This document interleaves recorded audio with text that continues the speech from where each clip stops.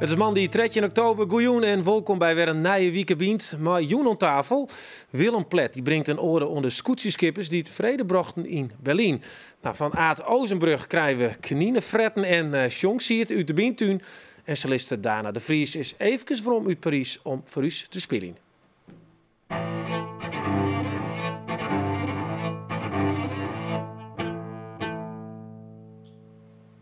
Azen nog volle meer ervan, dus blijf erbij. Ja, ik wil eventjes met jou naar deze foto zien. Zie, dit is een stik.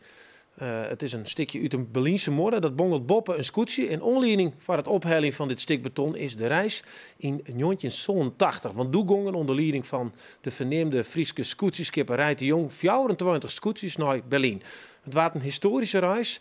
We gewoon van sissen dat het de val van de modder inleiden had. Nou, zo'n 20 jaar later maakt journalist Willem Plet hier aan tafel exact dezelfde reis. En hij nam 4 meter Berlijnse modder mee waarom naar Warkum en leverde dat vreed bij diezelfde Rijt de Jong. Aansmeer hoe dat avontuur, we zeggen eerst even hoe dat vreed ging.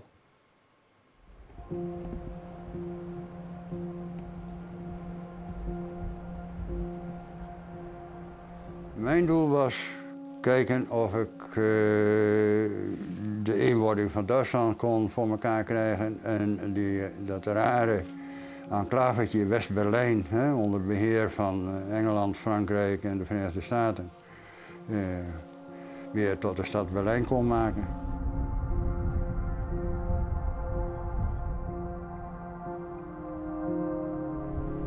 Nou, de muur is hier, Rijt. Ik denk dat het een bijdrage heeft geleverd aan het opnieuw met elkaar praten en denken dat zoals het tot op dat moment was, steeds maar haat en nijd, dat dat geen enkele zin had voor een toekomst, een fatsoenlijke toekomst voor Europa.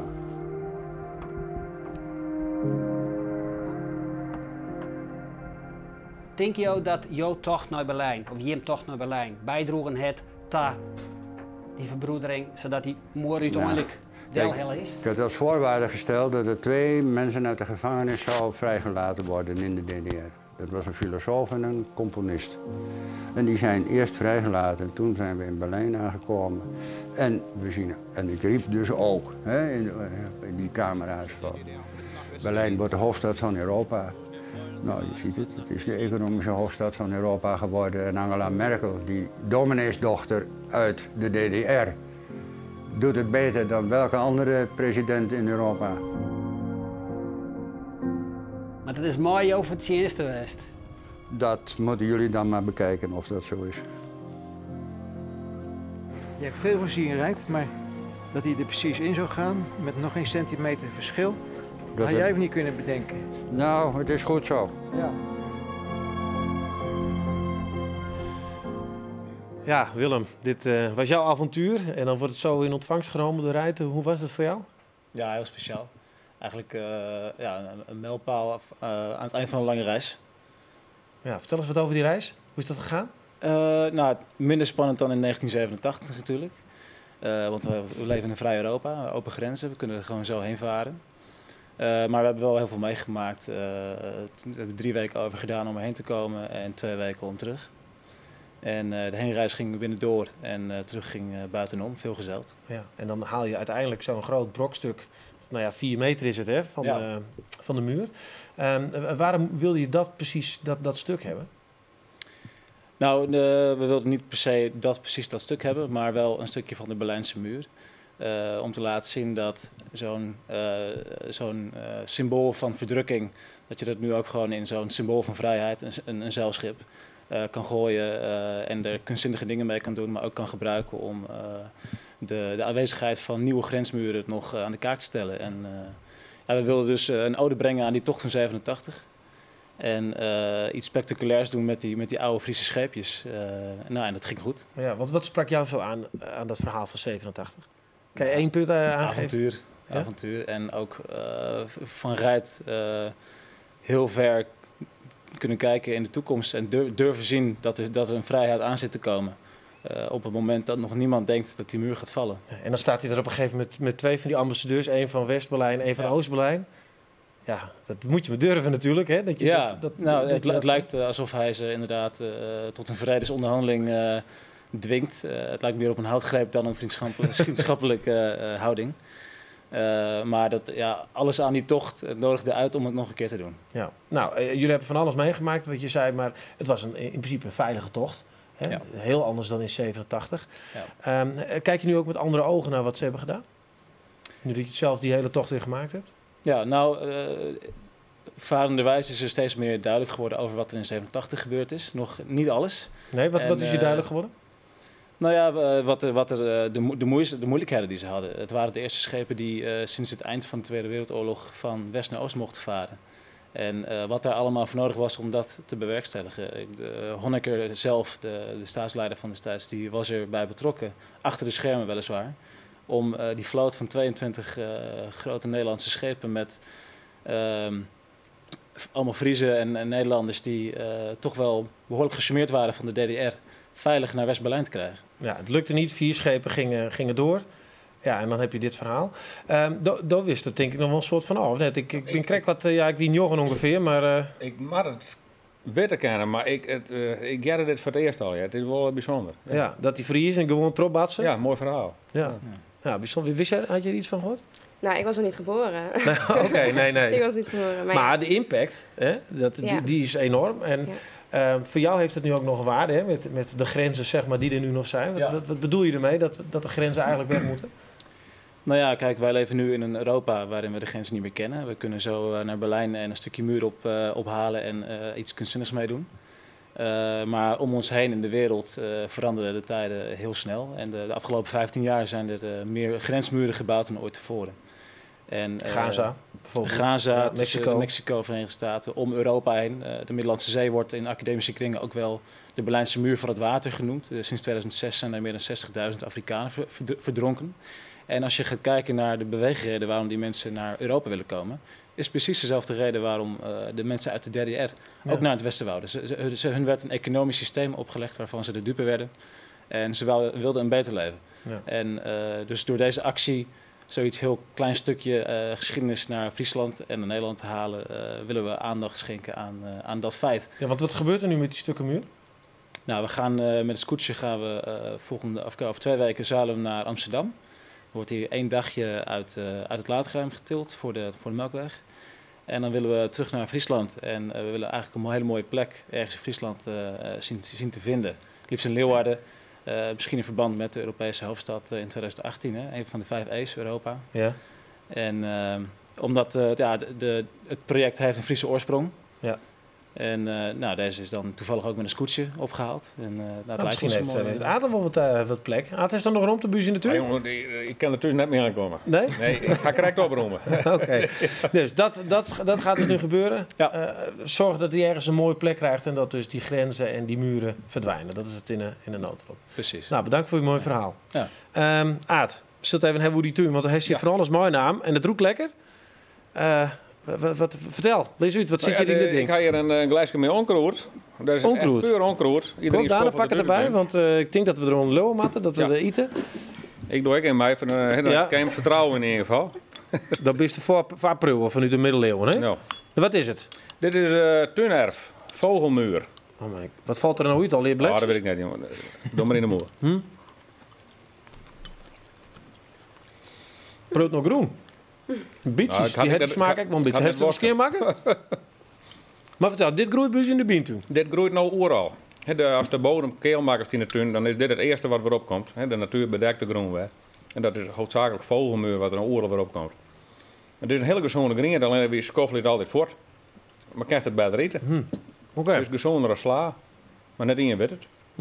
Eet je hem even verder, want er zit ook nog een kies. Er zit het er zit Nieuw-Zeelandse spinazie in. Oké, pak er wat erin. Hoe vies het, Dana? Dat komt lekker. Ja? Nee, het heeft er niks mee te maken. Het is gewoon uit zo'n tuin komt dat je gewoon denkt van... Ja, zullen we even zien hoe dat bij u erbij zit in de bientuin? Want Miranda die ging maar even bij die Sjen. En dit is het resultaat.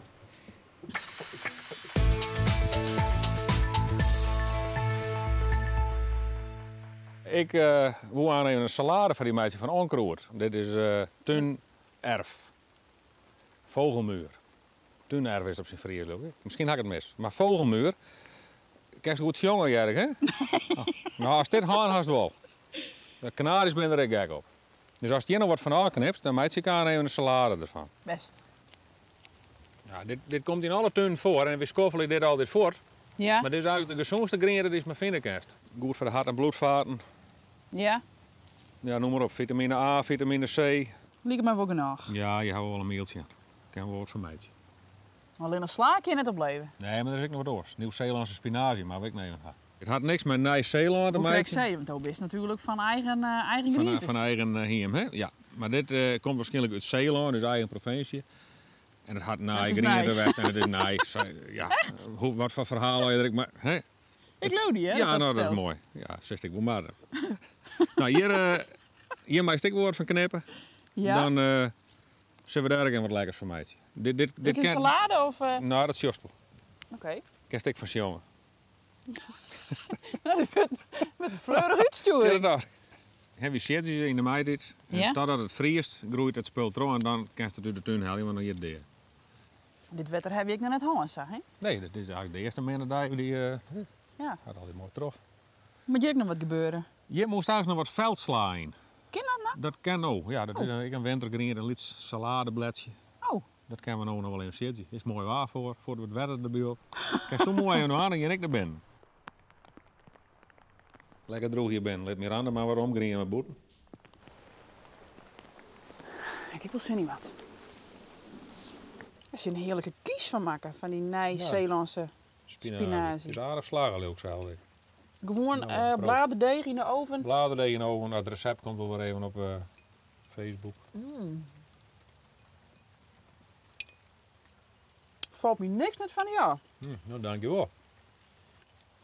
Dus ik dit ook nog even proeven. Maar dit eet de Canaries dus ik? Ja. I'm singing in the rain, I'm singing in the rain. Hey, trouwens de verkeerde kant uit.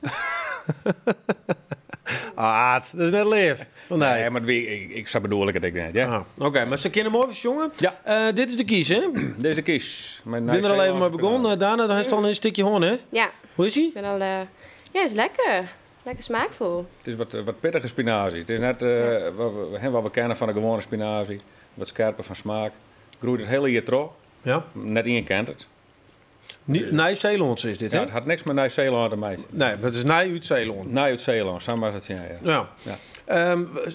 Er zit nog zo'n kiesje bij? Dus die meidje was na de uitzending een soldaat. Want die is nou al honger, zei ze. Ja, dat is prima. Ja. Maar dat spul, hè, maar dat tuig is het uiteindelijk. Ja. Kun je dat nou hoe al vinden? Bijvoorbeeld bij mij natuurlijk. Wie ben hier herinnerd en zelfs onderwijs met de dikke ondergang ben en daar staat het in de berm. Maar ja, dat zoek ik net plukken, maar het staat dus overal.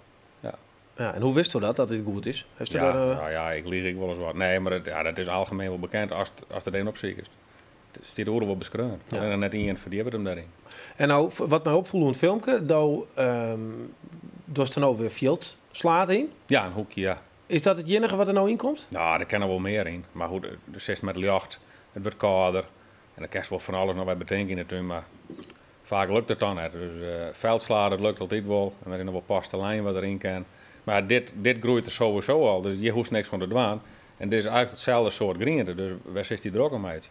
Heeft nog een tip voor de mensen die het nou met de tuin onder gang binnen? Wat moet ze er nou echt nog uithellen of inwan? Nou, laat het wat gebeuren. Laat de winter er maar over komen en het raast onkroeit er misschien wat uit. Maar via het lid mooi gebeuren, de winter erover en de beestjes kroepen er wel wat in. En dan show van mij dit bij. Oké. Nou, Aad, bedankt. Ja. Die maatje van Haarsen even soldaat. Prima. Ja, oké. We gaan even verder, want het is mooi bekend wezen dat het nou Frieske muziekweek is bij de omroep. Hier de hele dag alleen maar Frieske muziek op de radio. En een van de leuke zaken aan die muziekweek is dat je echt een huiskamerconcert winnen kan van jouw favoriete Frieske artiest. Van de morgen iedere betiert verrassende doellezen hadden fans op zijn concert en wij winnen erbij. Het is Jelve Zon en we zijn te plak in Tersol. Bij Lolke Wietsma. Goeiemorgen. Nou, kom maar in. Dankjewel. Wietsma had het goed verzwargen voor u. Daar is het ook zo geweest, dus... Wat een luxe. Ja. En wat is jouw favoriete muziek? Ja, ik mooi... Strabelto wil jaren en nou ja, Pieter Wilkens dan nog wel. Nou, de doellezen ben ik van Bert hoor. Ik zeg, het is aan mijn oorzoek hoor. We komen kijken naar Bert. Ja. Ga bij maar de keren weg. Hoi. De sfeer zit er goed in.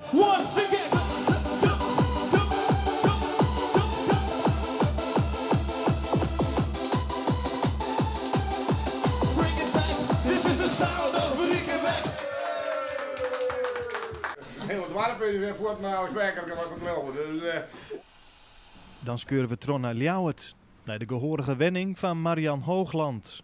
Ja, ik geef me even op, jongen. Ik denk, wel weer een stiert voor een feestje.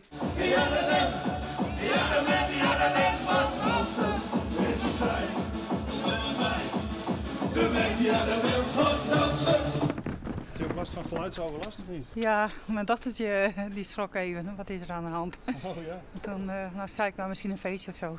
En zo komen we bij de familie Veldstra. En die gaan springkessen. Maaien we er wel even op? Ja, ja.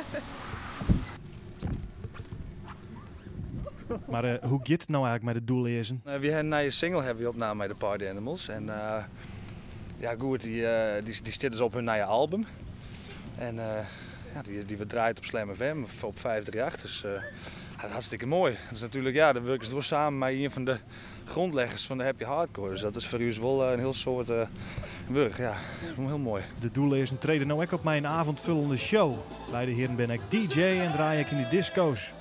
Bij haar avondvullende show wissel je ze DJ en al met een live performance. Morgen geven we weer op een paard. Was dat er bij die deel komen? Surf naar commodel.nl. Oh, heerlijk had je dat maar bediend voor je bed steen hebben. Ja, voor meer beelden en impressies, check uw website. Wil je nou ook wekker maken worden?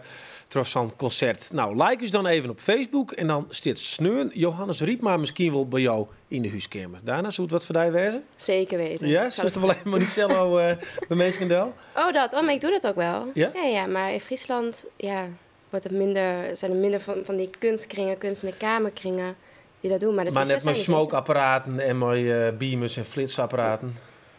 Minder. Minder, ja. Nee, dat is hier omdat wij in die muziekweekend net alleen nog zorgen naar de Friese artiesten die het goed doen in Friesland, maar vooral naar de artiesten die juist buiten Friesland goed doen. Ja, we hebben die wat volgen. Dat wiest op die jongeren bij het conservatorium al aan in Grace. Nou zit in Parijs op het conservatorium. Ja. Jeetje, hoe is die leven op het stuit? Nou, het gaat eigenlijk heel goed. Het is natuurlijk een hele andere wereld. Het is, de muzikantenniveau is super hoog en je moet gewoon ervoor zorgen dat je bijblijft en keihard werken, dat het je ook gelukt. En anders dan, ja. Ik bedoel, in Groningen was het heel erg leuk en heel leerzaam. Maar daarna moest ik gewoon verder, dat was het. Ja, dat wie die doel, Parijs? Ja. Altijd? Dat was altijd mijn doel. Net met de Tour de France, maar gewoon echt voor diezelfde Parijs-helling? Ja, op mijn 9e wist ik dat ook gewoon al. Ja? Ja. Wat is daar zo uniek aan, Parijs? Nou, het is gewoon de mekka gewoon voor de cellisten. En toevallig in Friesland had je dan ziet Jan Wijnberg, Danielle Buizer en gewoon die cellisten die dat ook allemaal hadden gedaan. En ik was gewoon de volgende die dat traject ook zou afgaan. En dat, tot nu toe doe ik dat ook. Ja. En, Hey, maar heb je hem überhaupt van Hayat? Kist van haar? Nee. Ja, ik zei wel nee, maar ik vind het mooi muziek, maar ik zit net in dat genre. Dus, nee. En jij? Nee, ik ook niet. Nee, we hadden het er net wel over. Ik ken maar één cellist, niet bij naam, maar zij wel. En dat had weer te maken met die Berlijnse muur. Want vertel? Die heeft net na de val van de Berlijnse muur... Ja, Rostropovic. Rostropovic, een hele bekende cellist, die heeft toen gespeeld en dat is de hele wereld over gegaan. Ja. Dus daar komt de val van de muur en het cello spelen wel samen. Ja, dat is mooi. We hadden het net even bekeken. En hij speelde de suites van Bach, of tenminste een paar dansen van de suites van Bach, gewoon voor de Berlijnse muur. Dat was heel bijzonder. Uniek. Ja. Is dat een droom van jou om bij zo'n historische gelegenheid om daar dan te zitten en dan zitten als kist? Nou ja, een droom. Een droom zou ik niet noemen, maar ja, het is altijd heel bijzonder. En ik sta overal open voor, dus ja. Nou, dus dat ze ergens wat slopen willen of zo, of een revolutie op gang helpen. Ja, daar kunnen we bij. Je muziekinstrument gebruiken voor een groter doel is natuurlijk altijd wel... nee, daar sta ik altijd heel open voor. Dat vind ik heel bijzonder, ja. Hey, even wat oors, hè, want wisten ze dus eigenlijk van jongs af al was woeders. Dan best in Parijs. Hoe lang was jij nog op het conservatorium? Ik zit nu in het laatste jaar van de bachelor. En ik zou daarna nog mijn master kunnen doen daar. Maar ik zit ook vooral om te kijken voor bijvoorbeeld een Erasmus in Berlijn, toevallig. En het is gewoon heel interessant om alles mee te pakken wat je pakken kan. Maar heeft je een idee van wat was? Later als ik... Nee, uiteindelijk wel, ja. Want ik bedoel, op squallen zitten, dat houdt op een gegeven moment op, denk ik. Ja, dat houdt op. Ik word opgeleid als solist, maar daarnaast ook als kamermusicus. Dus ik heb een kwartet, ik heb een trio. En je moet gewoon je moet gewoon super hard werken en dan kun je solist worden, eventueel. Maar je weet het gewoon nooit. En maar kamermuziek vind ik ook heel erg leuk. Ja, maar solist, dus dan heb je dus een heel orkest achter je en dan zit je daarvoor. Ja. En dan mag je zien wat er is. Want dat is denk ik wel heel apart. Dan zit volledig in de spotlights. Past dat bij die persoonlijkheid? Ja, op het podium ben ik gewoon totaal iemand anders, heb ik het gevoel. Dan zit ik daar en denk van nou, ik laat jullie gewoon mijn verhaal horen. Dit wat ik te vertellen heb en of jullie het leuk vinden of niet. Ja, dat hangt van het publiek af natuurlijk. Maar nee, ik hou er heel erg van. Ik hou er echt Maar wat is die verhaal? Ja, dat kan ik niet zeggen. Nee? Dat is mijn geheim. Nou, kom op. Oh, dat vind ik nieuwsgierig. Heb je dat denk ik, jongens? Nee, ik bedoel, het is natuurlijk je gevoel. Wat voel je op een dag? Je wordt wakker en dit zit gewoon in je hoofd. En dan moet je eruit gooien. En ik kan dat via de muziek eruit gooien. En beter via de muziek dan via woorden. Dus ja, echt een verhaal. Ik heb niet één verhaal, nee. Kan je dat ook via muziek die al voor jou geschreven is naar buiten brengen? Of is het door jezelf geschreven muziek waarbij je je verhaal kan vertellen? Nee, het is allemaal muziek wat al geschreven is. Okay. Dus ik componeer zelf nog niet. Het lijkt me wel heel interessant, maar op dit moment heb ik daar geen tijd voor. Dan wil ik gewoon concerten doen. Maar dus inderdaad, met de geschreven muziek, daar maak je gewoon je eigen stuk van. En ja... Ja. Dat moet ook. Dat moet nou, dan mag nou voor u jarenlid als kist. Ik ga even klaar zitten. Pak die, wat is het, cello of cello? Kan allebei. Ja, cello erbij. En dan maken wij een luisteren, man. Ja, dus dat komt nooit in zo'n orkestgebouw? Ik vind het prachtig. Volle mooie muziek wat heden te dagen altijd op de radio is te blaren en te scoren. Dit is fantastisch mooie muziek. Ik vind Rieu prachtig. Dat feestelijke gebeurt. Vind ik zo'n mansie van. Ja, heel ja. Hey, dit is de flamenco van Tagel. Tagel, ja. Nou ja, de zuster 4 bij de microfoon om wat te vertellen. Let het dus me vielen wat het is. Daarna de Vries.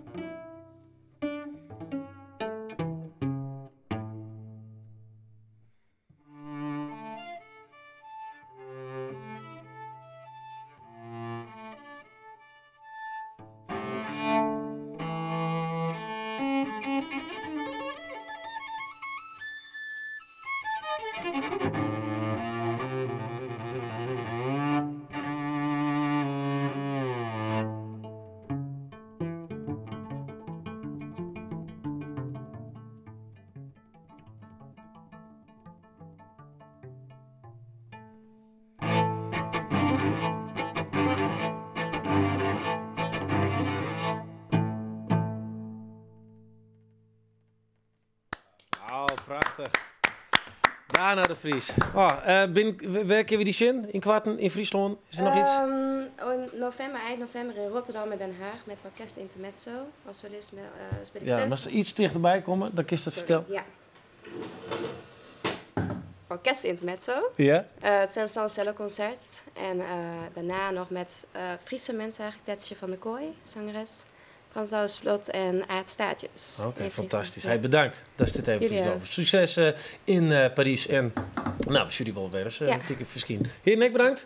Succes zeker met de projecten die er binnen in de Bientuin. Ja, dit wie Bient voor Joen. Morgen ben we er weer en dan hebben we hier een hele leuke artiest. Div Rauw komt hier dan. Net te spelen, maar wel te vertellen hoe zien band. Ja, van nou een hele mooie Joen verder.